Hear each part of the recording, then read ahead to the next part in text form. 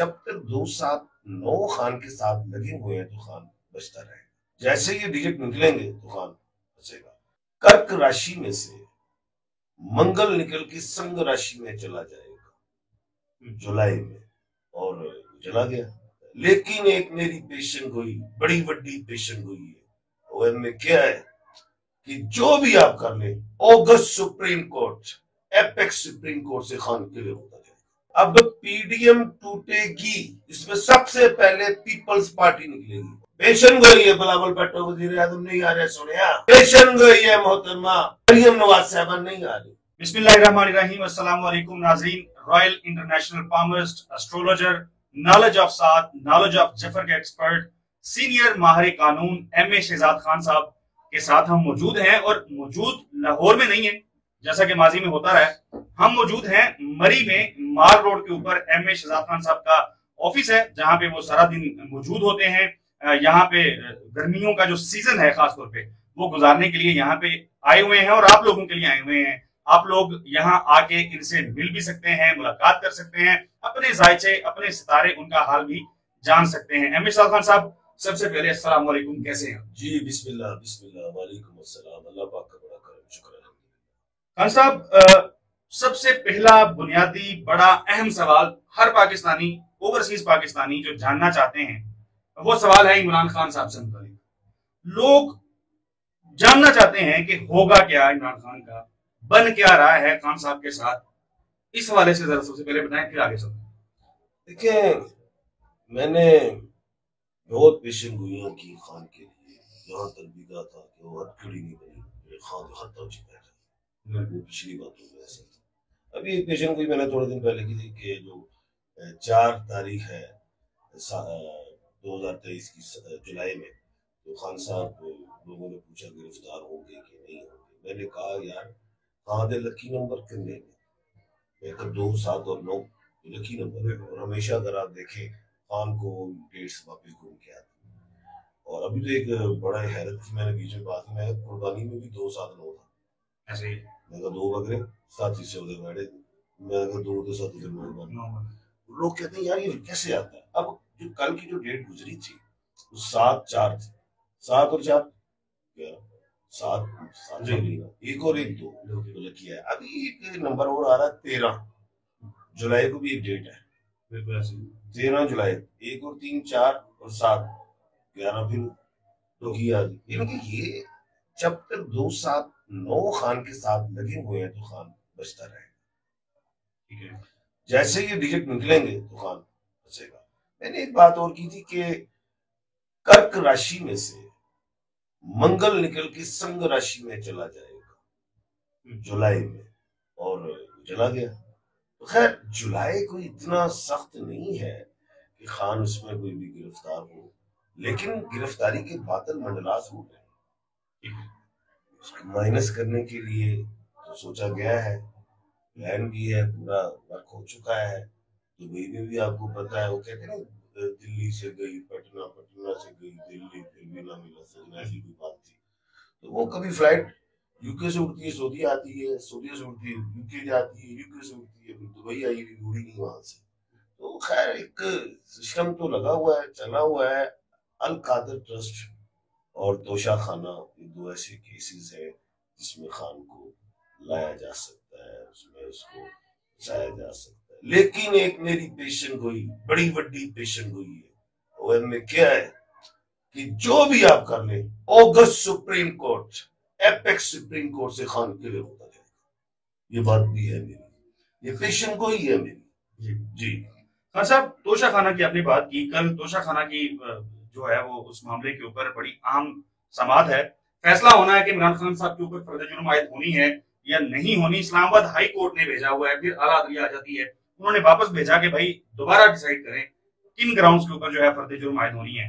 تو آپ سمجھتے ہیں یہ 7 دنوں کے اندر فیصلہ آنا ہے، تو فی الوقت توشہ خانہ کے اندر عمران خان صاحب جو ہیں وہ مشکلات کا شکار ہو سکتے ہیں. میں نے تو کوئی بھی کہہ دیا، القادر ٹرسٹ اور توشہ میں کسی ایک کو لایا جائے گا، کسی ایک میں لایا جائے گا. خان صاحب آگے بڑھتے ہیں.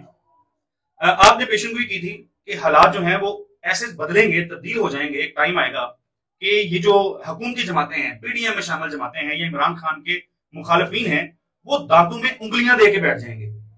یہ ٹائم کب آئے گا؟ میں نے پیشن گوئی کی تھی آج سے 6-7 مہینے سے کہہ رہا ہوں کہ پی ڈی ایم ٹوٹے گی، بات کی تھی میں. بالکل.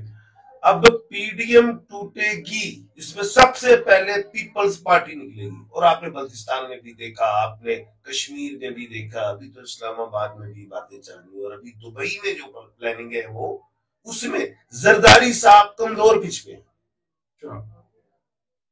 اب سیٹ بیک جو ہوگا وہ زرداری صاحب کے لیے.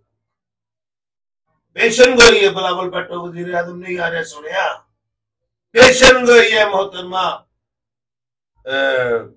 مریم نواز صاحبہ نہیں آ رہی. کیوں؟ وزیر اعظم نہیں آ رہی. کاٹ بڑے اہم کھیلے گئے ہیں. اب پہلے تو نون لیگ کمزور پچ پہ تھی، اب پیپلز پارٹی کمزور پچ پہ ہے. نون کی اہمیت آئندہ آنے والے مہینوں میں دیکھیں گے. اب یہ اہمیت کیسے دیکھیں گے؟ گیلی مٹی میں تو نواز شریف صاحب پاؤں نہیں رکھتے، لیکن اب جو مٹی ہے کچھ سوکھ رہی ہے.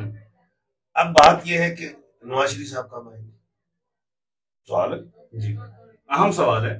ان کی جو پارٹی کے کارکنان ہیں وہ کہہ رہے ہیں کہ میاں جب آئے گا اللہ کو پتہ جائے گا، لیکن میاں صاحب دبئی تک آئے ہیں، دبئی سے اب سعودی عرب بھی جا رہے ہیں، پاکستان نہیں آ رہے. میں نے کہا نا پھر بھی نہ ملا سجن نہ کرے سونے. بات یہ ہے کہ نواز شریف صاحب اگست میں آ سکتے ہیں، اگلے مہینے آ سکتے ہیں. نہیں آئیں گے تو گارنٹی سپٹمبر میں تو آ ہی جائیں گے. یعنی الیکشن کیمپین جو ہے نون لیگ کی وہ میاں محمد نواز شریف صاحب آ کے خود کریں گے.